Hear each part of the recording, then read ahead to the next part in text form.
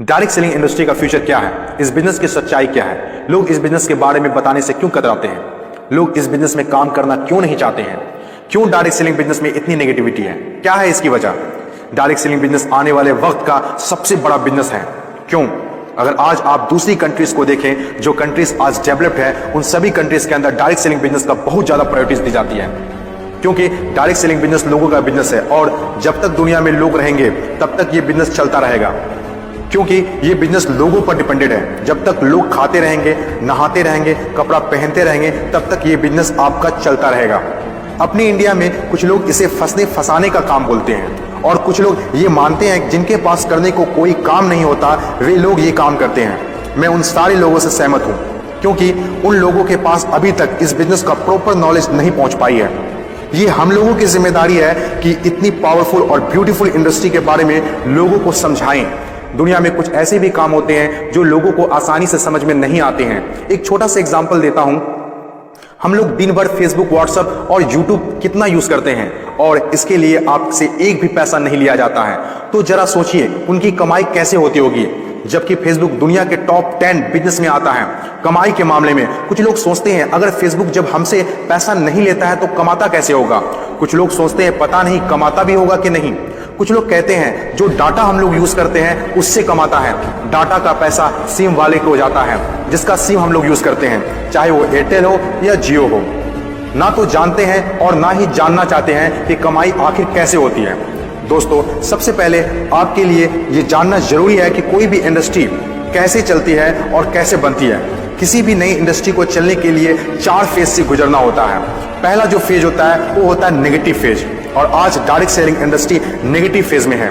ये फेज हर नई इंडस्ट्री को झेलना ही पड़ता है। जब भी मार्केट में नया बिजनेस आता है तो लोग पहले उसे ठीक से समझ नहीं पाते हैं और अनदेखा कर देते हैं, जैसे बैंकिंग सेक्टर के साथ हुआ, इंश्योरेंस सेक्टर के साथ हुआ, टेलीकॉम इंडस्ट्री के साथ हुआ। पहले ना तो लोग बैंक में पैसा जमा करते थे और ना ही इंश्योरेंस लेते थे, क्योंकि इंडस्ट्री नई थी, लोग डरते थे, किसी पर भरोसा नहीं था। लेकिन आज देखिए यही इंडस्ट्री है जिसके बिना किसी राज्यों की कल्पना करना असंभव है। जब नई नई प्लास्टिक इंडस्ट्री स्टार्ट हुआ तो 95% लोगों ने इनकार कर दिया, ये कहकर कि यह पॉसिबल नहीं है। लेकिन उस वक्त भी 5% लोगों को विश्वास था और आज वही 5% लोग दुनिया में आगे हैं। आज हर चीज प्लास्टिक का है, जग हो या बाल्टी, कुर्सी हो या टेबल, खिलौना हो या फ्रेम, यहां तक कि डोर भी अब प्लास्टिक के हैं, जो आज से 20 साल पहले किसी ने सोचा भी नहीं था। आज direct selling business negative phase में है, इसीलिए इतनी सारी नेगेटिविटी है।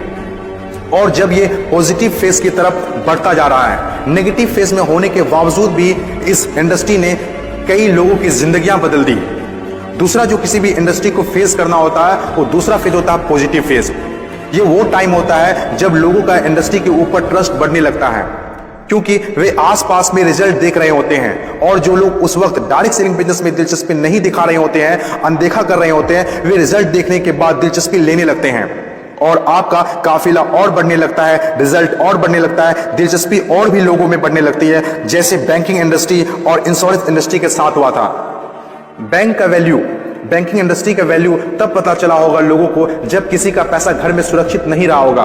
इंश्योरेंस के वैल्यू तब लोगों को पता चला होगा जब किसी के एक्सीडेंट होने के बाद उसके घर वाले को पैसा मिला होगा। तीसरी जो किसी भी इंडस्ट्री का फेज होता है वो होता है ग्रोथ फेज।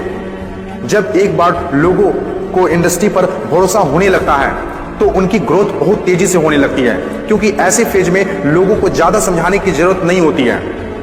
और जब तक कोई कंपनी ग्रोथ फेज में नहीं आती है तब तक लोग उसके साथ जुड़ना पसंद नहीं करते हैं, और जैसे कंपनी ग्रोथ फेज में एंटर करती है तो लोग उसके साथ ऑटोमेटिक जुड़ना और काम करना स्टार्ट कर देते हैं। चौथी और आखिरी फेज हर इंडस्ट्री को इससे गुजरना ही होता है, कंपटीशन फेज। हर एक इंडस्ट्री के अंदर एक वक्त ऐसा आता है जब कंपटीशन बढ़ने लगता है। इंडस्ट्री और कंपनीज की ग्रोथ को देखकर ज्यादातर लोग कंपनी के साथ जुड़ना और काम करना शुरू कर देते हैं। ज्यादातर लोग ज्यादा प्रॉफिट के चक्कर में कंपटीशन होने लगता है, फिर चाहे कोई सेक्टर हो, बैंकिंग सेक्टर हो, टेलीकॉम सेक्टर हो या ऑनलाइन शॉपिंग हो। आज के टाइम पर हर सेक्टर में हाई लेवल कंपटीशन है। ये टाइम हम सब के लिए बेस्ट टाइम है इस इंडस्ट्री को जानने के लिए, समझने के लिए और इसे करने के लिए। According to FICCI, direct selling industry का मार्केट साइज 6000 करोड़ आंका गया है आज तक जितना हुआ है उसको देखते हुए फिक्की ने डिक्लेयर किया है कि डायरेक्ट सेलिंग बिजनेस 2020 से 25 तक 645 अरब तक की हो जाएगी। आपको इस बात को जानना बहुत जरूरी है कि अमेरिका, ऑस्ट्रेलिया, चीन, जापान, कोरिया और सिंगापुर जैसे बहुत बड़ी बड़ी डेवलप्ड कंट्रीज ने डायरेक्ट सेलिंग बिजनेस को बहुत हद तक अपना लिया है और वहां के सिटीजन भी बहुत जागरूक हैं।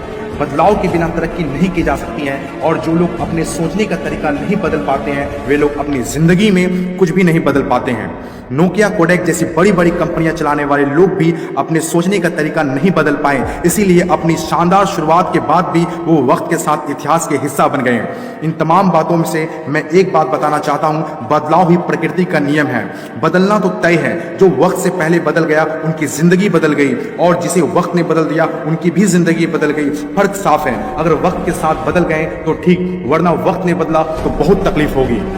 सबसे पहले बात करते हैं what is network marketing. Bisleri का पानी पिया आपने, चलो 5.5 रुपए की आई मान ले, 20 रुपए की बिकी। क्यों? बीच में रिटेलर, होलसेलर, डिस्ट्रीब्यूटर है, हम फैक्ट्री नहीं जाते लेने के लिए। टीवी, न्यूज़पेपर, मैगजीन है, एडवर्टीजमेंट है, कॉस्ट लगेगा कि नहीं लगेगा, कंपनी का प्रॉफिट है, उसके बाद जाके 20 रुपए की है। What is direct selling network marketing? बहुत सिंपल व्यवसाय है जिसके अंदर सामान तो वही बना जहां पे बन रहा था, लेकिन कस्टमर तक पहुंचने के लिए हमने इस चैनल का इस्तेमाल नहीं किया। जो लोग उस प्रोडक्ट के यूजर है उन्होंने ही ये डिसाइड किया कि भाई मैं ही आगे इसको प्रमोट कर देता हूं, अगर ये सामान अच्छा है तो। इसे बहुत सारे तरीके हैं इसके, referral marketing, affiliate marketing, direct selling, network, इसके नाम बहुत सारे हैं, थोड़ा थोड़ा डिफरेंस इन सब के अंदर है। कोई ऑनलाइन होता है, कोई ऑफलाइन होता है, कमीशन का सिस्टम है, लेकिन ब्रॉडली ये सारे के सारे सिस्टम्स हैं जो कस्टमर तक माल कहीं ना कहीं डायरेक्टली पहुंचाने की कोशिश कर रहे हैं। और डायरेक्ट सेलिंग सिंपल सी बात यह है कि ये सामान बनेगा, कस्टमर तक पहुंचेगा, बीच में ना तो हमें ऐश्वर्या राय, आमिर खान चाहिए, बीच में हमें रिटेलर, होलसेलर नहीं चाहिए। अभी भी वक्त है, संभल जाओ, क्योंकि आदमी का काम रोबोट करने लग गया और आदमियों की नौकरी लगातार खत्म होती जा रही है। तो एक ही ऑप्शन बचा है, सिर्फ और सिर्फ नेटवर्क मार्केटिंग। क्या हुआ? जोड़ने वाला काम नहीं करना? आओ दिखाता हूं।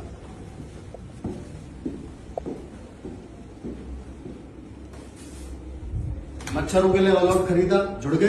एयरटेल डिश टीवी खरीदा, जुड़ गए। बिस्लरी का पानी खरीदा, जुड़ गए। मोबाइल खरीदा, जुड़ गए। कपड़े खरीदे, जुड़ गए। जूते खरीदे, जुड़ गए।